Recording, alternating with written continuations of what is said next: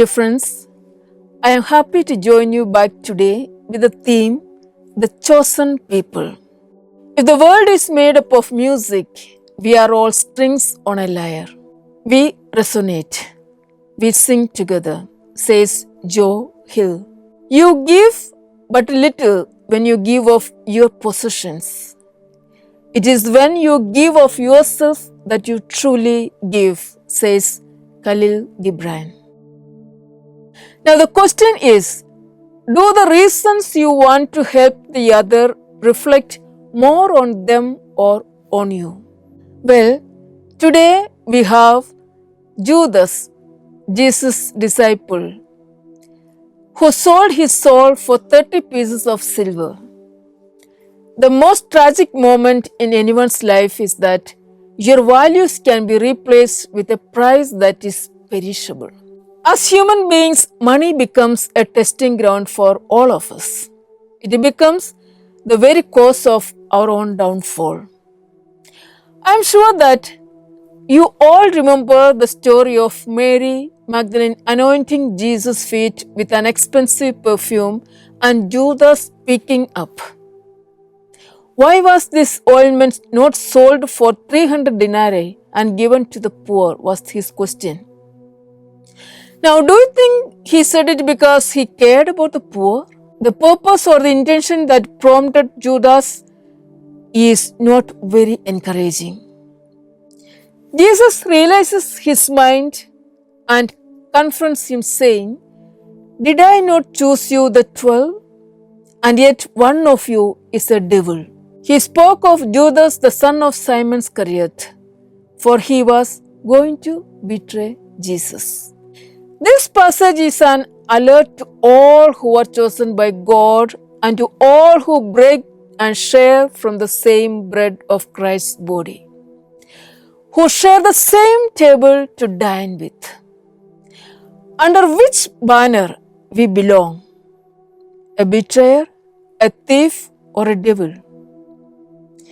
Jesus did not label all the disciples as devil, but one is a devil.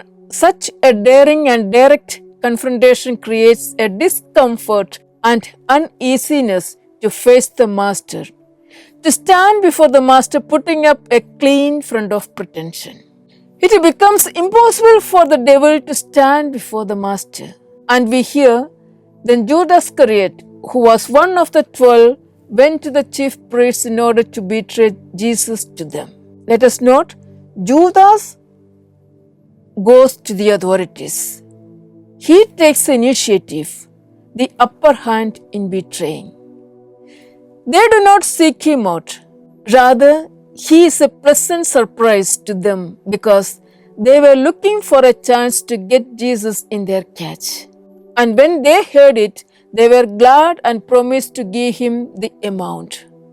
And they sought an opportunity to trap Jesus, and Judas took the opportunity to betray Jesus. Their strategies meet with Judas' desire here. What we witness is, on one side, the high priest looking for an opportunity to catch hold of Jesus, and on the other side, Judas becoming the opportunist, and he seeks the opportunity for betrayal. Judas volunteers to help them to identify who Jesus is among the others. Here he is not a victim of circumstances, but he exploits his circumstances for his gain. Judas takes the upper hand in the handing over process.